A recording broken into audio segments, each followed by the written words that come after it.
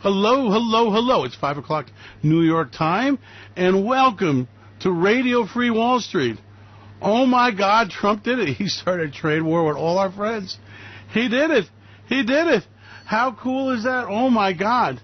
This is going to blow out of control, okay? This is not the art of the deal. This is not a clever tactic. This is a colossal mistake. Donald Trump has put Trump's stamp of stupidness on the trade with Canada, on Mexico, on Europe, on China. And the question is, why did he do it? Why did he do it? Because he's Trump. Because he needs to win the election. Because he's running scared. Now, trade wars are very difficult things to track. Anytime we've gotten one, it's ended up very badly. Really, the trade acts we're taking is illegal. Donald Trump's using national security as a ploy to do this. And the problem is, he has really pissed people off. Listen to me. You don't make enemies out of your allies. You try to not make enemies out of your enemies. Tensions are going to rise. Already we've got retaliation. Canada's announced it. Mexico's announced it. Europe has said they're reviewing their position. We're in a full-blown trade war. Now, it's not a trade war with one country. I mean, we're taking on the world. This is crazy shit. We're taking on the EU, Canada, Mexico. Oh, my God. And this is going to grow and grow and grow. So, where does this end up? Well, let me walk you down the line here. We have got a situation where right now we need world support. We're taking on Kim Jong-nunchucks in North Korea. It's a very difficult situation. We're taking on Iran over nuclear weapons. Now we're fighting steel wars? Does it make sense? And the answer is hell no, it does not. The other problem is the United States, which is the world's largest steel importer, I might add, is walking into a situation where this will affect our economy. What's the natural retaliation? Well, let me give you some ideas and numbers. We take 3% of our steel from Germany. We take 9% from Turkey. We take 13% from Brazil, 2% from India, 4% from Taiwan, 10% from South Korea, 5% from Japan, 9% from Russia. So we are in a situation where all of a sudden we are taking on the world. And the answer is, what do you get when you win? I mean, what is the end game here? The reality is not steel imports. The reality is, any way you cut it, the world has too much steel-making capacity. It's really that simple. There are too many steel mills. Some of them have got to close. Now, why would I want to invest heavily in my reputation, in my economy, with my trade partners in something as silly as steel? It's a lousy material. Its profit margins are razor thin. There is far too much capacity around the world, and it's labor intensive. It's not something we can compete in. So, whenever you start something like this, the answer is, what do you end up with at the end of the day? And the answer is absolute nothing. America's steel industry has been collapsing for 100 years, and rightly so. Steel is something that it's dirty, it's messy. There's not any secret technology to it. The margins are razor thin. The markets are far-flung around the world. The competition is out of control. And the answer is, it's all about the election. Donald Trump needs to show his constituency, hey, I'm fighting for you against the deep state conspiracy. Mr. Steel Wheel Merker, I'm going to make you great again. And so what happened is he's using this as a campaign slogan. He's using this as a way to prove to his people that, yes, indeed, he is the man. He is not going to take shit from anybody. Now, that's okay in Billy Bob's world, okay? In the world these guys live in, that rough and tumble, go to the bar, have a few beers, get in a fight, that kind of thing, that works. But international trade is a very delicate situation. It's very complex. Now, let me ask you something. Do we want to sell steel or do we want to sell airliners? What exactly is the products that the United States wants to excel in? Are farmers going to get killed? You know, he has a lot of voters among farmers, and Mexico and Canada both have announced retaliation against agricultural products. So what does this mean for the metal market? I mean, where does this go? And the answer is that the markets are starting to price in a 25% increase in steel, 10% in aluminum, and the problem is there's more volatility in the market than ever before. And now we're in a situation where we are moving in a direction where this has a potential of blowing up. Okay, let me explain what I'm talking about. In other words, if you're starting a war on steel, it's not going to stay in steel. If you're going to put trade sanctions against Europe, the European Union, that was smart, and we're going to go after Canada, we're going to go after Mexico, we're going to go after so many of our allies, they are not going to sit there idly and let this happen. So now you start a trade war, tit for tat. They've all announced that they have sanctions for equal amounts of money. They already had them rolled out, by the way. And 25% tariffs is really sky high. And the problem is that now you're moving to a situation where they're putting these kind of tariffs against our agricultural products. And this is a situation where it's not getting there. As they roll out sanctions against us, then we retaliate against them. Trade wars are ugly things. No one truly wins a trade war. That's really not a slogan. That's really not a cop-out. That's the reality. And trade negotiations sometimes take as long as 10 years to negotiate. And they're very delicate. And the other problem with trade negotiations is that trade changes. So what may be a good deal today is not a good deal 5 years from now. And the answer is, how important is steel to our lives? I mean, as far as the ability of the United States to make it. And the reality is it's not. It's a lousy business, okay? You know, you're not going to be great again because you've got a steel mill. China loses money on every ton of steel it produces. India has a market that's only based on the fact that it's got such an extremely low pay rate, and it's got extreme poverty, so there's no lack of workers. So it's able to get away with it from the standpoint that they're using people as slaves. And what's happening is we are now seeing a situation that American mills have already increased prices by 30% before this happened. So how much more do you want to pay for your car? How much more for building materials where we're using I-beams? How much more for rebar for concrete? Now, these are wide-ranging tariffs. And the answer is that at a time when costs are so critical, we are now increasing the burden on the U.S. economy. Because guess what? Mexico doesn't pay the tariffs. China doesn't pay the tariffs. The reality is that the people who buy it are paying for it. And these heavy tariffs mean that, you know, Canadian, Mexico, the European Union, people we really need, have now been alienated. Remember, the leaders came here and they begged Trump not to do this. He said he was considering it. Now we have got very real investor fears of a global trade war. Already, all of the allies have retaliated back. In other words, these trade wars have a way of spinning out of control. They have a way of going places you don't know where they're going to go. They have a way of slowing global they slow global markets' movement of goods in ways that we don't understand, okay? Because you don't know where the tit for tat's going. You don't know what's going to be the next phase of the retaliation. And the problem is that all of a sudden it's like a feud. You know, it's just, you know, people don't understand why they're killing each other. They don't understand what they were arguing about. They don't understand what they're fighting over. It's just that they're fighting and things get out of control. This is just such a misguided plan. This is not something that was well thought out. This is not something that has an end game. This is not something that benefits the U.S. economy in the long run. And this is going to end very, very badly.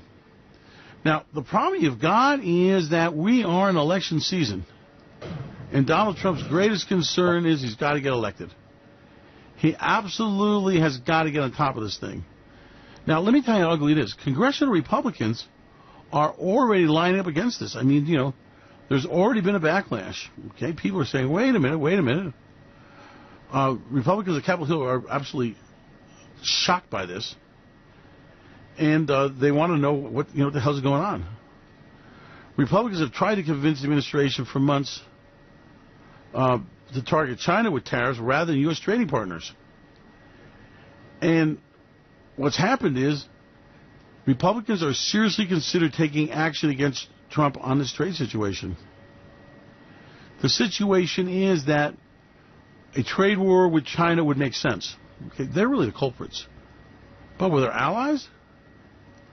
And it is one of these situations that all of a sudden, people wake up going, holy shit, he did the crazy. He did the unthinkable. He's made Mexico, Canada, and Europe a problem that they're not. The problem for exporting steel, the problem for dumping steel is well known. It's China. Canada is not dumping steel. Mexico is not dumping steel. Europe is not dumping steel. China is.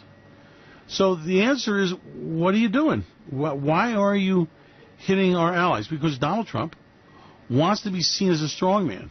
Okay? And Donald Trump wants to show Billy Bob at the Chevy factory and the guy in the coal mine and the guys in the steel mill that he is their man. He's got their back.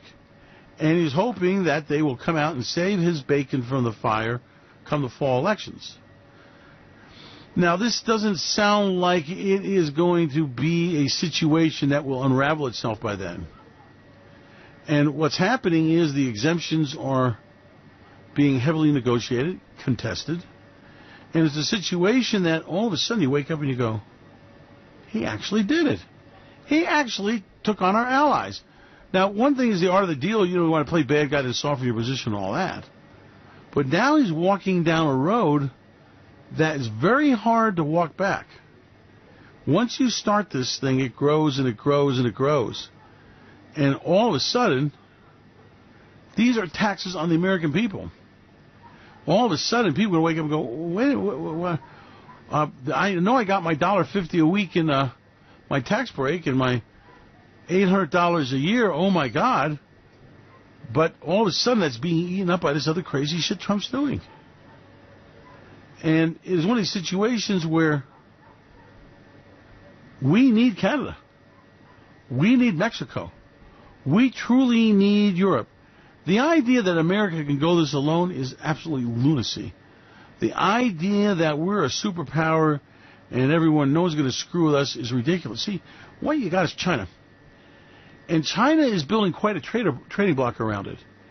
And all of a sudden, it's quite a market that's becoming bigger and bigger by the day. And all of a sudden, people are saying, okay, we've got a problem with the U.S. market, but there are other markets in the world. And there are other people to buy my goods. And there's other ways I can go.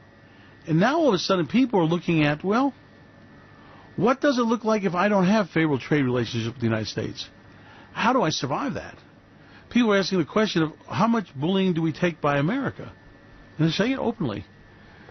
Donald Trump's way of bashing these people with a stick is not how international negotiations are done. Now, you might say it's time for a change, but the reality is that all our trade partners have parts of the trade agreements not fair to them either. All want to negotiate. All want to find a favorable outcome. The problem is Donald Trump doesn't want to negotiate. Donald Trump is demanding everything and giving nothing, and that's just not how trade negotiations work, and it won't work. In other words, you can say it's the art of the deal, and I'm going to get more, and the answer is you're going to end up getting less. Now you've got a situation where we are alienating our allies. Like I said, everyone expected a trade war with China. Donald Trump's backing down from that. Why? Well, he needs China for his Nobel Peace Prize for Kim Jong-un of North Korea. So therefore, he's giving things away to China. The whole world's watching, while he's penalizing unfairly our allies.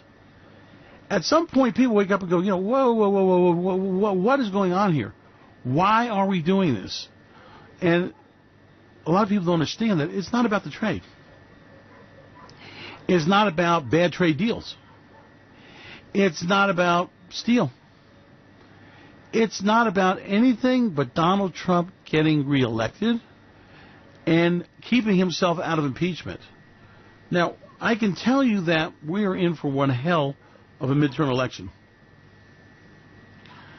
People are galvanizing their positions as we speak. Trade strategies are being hatched. People are trying to figure out the way on both sides to win. And people are trying to figure out a way around Donald Trump's strategy. Now, if we come closer to the elections and the economy is entering a recession, that's it for Donald Trump. He is gambling very big on a noticeably slowing economy, on a budget deficit that's going to go to $1 trillion. He's betting everything on the fact that maybe there'll be some investment, maybe there'll be some growth in the economy. And he's betting that the economy is strong enough to be able to stand this trade tariffs and a trade war. Let me answer the question this way. Suppose America can't. Fed's raising rates. They're going to raise rates a quarter of a point every quarter. They're going to raise 3 more times. The economy's in a market slowdown. Stock market was down hard today on this news. Bond market is pricing in a whole lot of money coming in from overseas for U.S. debt, with safest in the world. The dollar has been soaring for weeks. And all of a sudden, things are changing dramatically. All of a sudden, the economy is not such a rosy scenario. All of a sudden, there's no guarantee of growth from the tax cuts. All of a sudden, the Fed is galvanized and it is absolutely positively going to raise rates. And markets haven't priced that in. Markets have not priced in trade war. Markets have not priced in 3 more interest rate increases this year by the Federal Reserve. Markets have not priced in a $1 trillion budget deficit. Markets have not priced in no stimulus from the tax break bonanza for billionaires. Now all of a sudden the markets have got to reposition themselves. They have to lower their earning projections, which are ridiculous anyway. They have to consider the trade tariffs, the damage done to the farms in America, the damage done to our exports, and now it's an unknown. See, one of the big things markets don't like is an unknown. I mean, how does this go? Where does this spin off to? What is the end game? What is the objective of what you're doing? And the problem is not clearly stated because it's not been clearly thought through. The people we have involved in our trade negotiations have been disastrous in the past for U.S. trade. Okay, Charlie Rose, our good friend there, let me tell you a story. He was an instigator under Bush to get the trade negotiations so he could buy the steel mills cheap and flip them. But eventually, America lost that trade war and paid fines, okay? And the industry was consolidated and closed down anyway. So we've been through this before, and it has not worked out very well. Now we have a much smaller steel industry. We have a much larger global economy. We have a situation where we desperately, desperately need our allies. We desperately need our partners.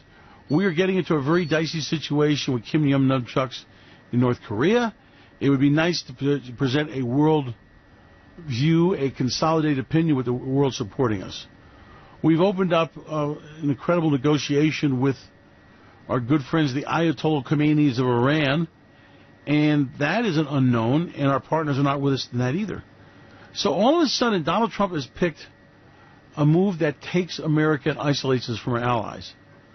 And let me tell you, the crazy shit about this is, right at the very time we need our allies. I mean, wouldn't you want to wait on these tariffs and just postpone it and hold it over our allies' heads and say, okay, we always got this tariff issue, but what are you going to do for me with North Korea? How are you going to come along with me in the Iranians? How do you solve these problems? And the answer is you don't. In other words, Donald Trump has chosen to go it alone. He has chosen to alienate our allies. He has chosen to put business in jeopardy. And again, I tell you, it's nothing about any of the trade issues. It's nothing about anything but Donald Trump trying to get his Billy Bob base excited and stirred up and out there to stop the deep state conspiracy from bringing down the President of the United States. It's all about the Mueller investigation. Let me tell you something. If Donald Trump was not facing a special prosecutor, if he was not in a situation where his lawyer has been compromised and people he trusted are about to spill the beans on him, if it wasn't the fact that so many people that were part of his staff, his team, his re-election committee, his transition committee, his early White House are dirty, He would never be doing this. He wouldn't do this for a New York Minute, okay? It's the fact that he's got a big problem. And his big problem is that, you got a special prosecutor that knows what happened. And he has got to head him off at the pass. Now, Giuliani's job is to discredit the investigation, try to convince the American public that it's wrong and dirty and unfair and a deep state conspiracy. And it's Donald Trump's job to go ahead and hold off the Democrats in the coming election. Okay? Now, all of a sudden, people are like, wait a minute, what's going on here? Wait a minute, what's he doing? See, he has laid the volley. Everyone knows he's going to try to enlighten, enrage, energize his base to have them come forward in the elections. And he's hoping that base will stop a Democratic assault on the House for them taking it. Now, the problem is that this could very well backfire. And let me tell you how this goes. We have now got a situation where OPEC has had to back down on the oil price increases, right? Latin America is in a debt crisis. We have an Italian debt crisis right now in their sovereign debt, and it's spreading, okay? We've got a situation where the global economy is slowing down, and the global debt markets are pricing in a higher premium. Now, how do you get around that? Well, the problem is that the slowdown has already started. Okay, the debt crisis already exists. Now, let's look at it this way. Donald Trump continues these trade wars, which I fully expect him to do. He gets in negotiations. He goes with Kim Young nunchucks. What happens if by the elections this blows up in his face? We don't have quarter-on-quarter of 3.8% GDP growth. What happens when the Fed rate increases invert the yield curve, which is now running flat? What happens when we go into the election and people are not seeing high-paying jobs? Companies are not paying their employees more pay or bonuses. Hiring is not going on. New factories are not coming in. And all of a sudden, the Democrats make a campaign issue out of Trump's serious mistakes in these trade wars and how he's trying to manipulate things. Suppose people present the fact that, Kim Young nunchucks is not going to give up his nukes, and that Donald Trump did a publicity stunt, and we gain nothing. Donald Trump has inherited a very bad agreement. There's no doubt about it. But instead of handling it as a confrontation, it would have been wiser to have the 6+1 trade partners agree to renegotiate things. Hey, that would have been smart. So Donald Trump is playing. Let me tell you something. You heard about the all in the poker. You put all the chips in on the cards and lay them down. Donald Trump is going all in on the fact that he can get his Billy Bob constituency, the blue-collar workers of America, to rise up and make sure the Democrats don't take the House. He is betting everything on an economy that's going to be favoring them. He is betting everything on these trade negotiations going his way. He is betting the ranch on this. And my opinion is that it's enough time. Let's see, we're basically into June, right? So you got June, July, August, September, October. You got 5 months before the elections. The problem is that this economic slowdown we're seeing should be biting in about another 3 months. So come September, there's going to be a lot of questions about the economy. In October, we get more bad numbers. Remember, September we get the reports from the third quarter, right? And in October we have the budget statements coming out. And that's where we find out whether businesses are paying more taxes and whether we have the growth in the economy on the GDP report. There are a lot of issues here. And the reality is that he's betting everything on this. Now, being a betting man myself, I would not have played this way. I have taken an option on this. I would have gone after China, for sure, heavy duty on trade, but I would have closed down the NAFTA talks and came to some kind of safe-paying agreement prolonging the negotiations. I would have done the same thing with Mexico. I would have done the same thing with Europe and Canada. And what's happening is he's rapidly approaching the point of no return. In other words, he can't back away from this. Now he's in a situation where all of a sudden he has to get a win. He has to get a big win. He has to have everything going right and he's betting everything on the election. Now why is he doing that? And I'll give you an answer for that. It's a very intriguing question. Because this is a man who's most concerned about impeachment and the Mueller investigation. I don't care how many stack of Bibles they want to swear on there's no collusion. I don't want to care how much they say that Mueller investigation is going nowhere and all that. That's just not true. I believe that Donald Trump, in interviewing the people that have testified, I believe in Donald Trump knowing what he knows and knowing what they know, realizes that he's very much at jeopardy. So if you look at this trade situation in view of Donald Trump's impeachment, if you look at this trade negotiation in view of an all-or-nothing battle for the House come November, then all of a sudden these things are starting to make sense. You go, I understand what's going on. Because if you look at this as trade negotiations, if you look at this as the art of the deal, none of this makes any sense. It is a no-win situation any way you go. You either have to back down, or you get in a trade war that cripples the economy. Okay, either way, it's very bad for you. But if you're looking at an election that, if it continues on its trajectory, you lose the House. The House brings a charge of impeachment. The impeachment is public. It's the testimony every day on TV. It's witnesses telling what they know. Even if he doesn't get impeached, it destroys his chance to get reelected, okay? He's got a black eye. Like a friend was telling me, listen, for Donald Trump to act like this, Russia has to have something big on him. And I said, he doesn't have something. He has many things on him. They have videotapes with escapades. They've got file after file of money laundering that went on to save Trump's real estate empire. They've got, they got collusion with the campaign. And basically, Russia can decide Donald Trump's future. So he has got to get this investigation put to bed. He has got to get himself a solid majority in the House of people who are beholden to him, people who got into office because Donald Trump went down there and campaigned for them, and Donald Trump's silent workers' majority, the factory workers of America, came out and campaigned for him, came out and brought in the votes, came out and won the House. So this is an all-or-nothing play on Donald Trump's part. This is about nothing less than survival of Donald Trump as a politician. Nothing less than survival of his presidency, and nothing less than about him getting reelected. Now, let's talk about the fallout, okay? Let's talk about what we know is going to happen. This will bring down the stock market, okay? This will make the dollar much stronger. This will make sure that the Fed has got to raise rates over and over again. This will bring in a recession. This will cripple business. This will also cost the consumer a whole lot of money they don't have. So what's happened is Donald Trump doubling down, going all in, is a fight for his survival politically at the expense of the prosperity of America, at the expense of relationships with allies we desperately need in a very dangerous war. In other words, Donald Trump is doing anything and everything to survive politically. He doesn't care about the country. He doesn't care about his voters. He only cares about Donald Trump. And when you kind of put that into the equation, then these situations make sense more and more every day.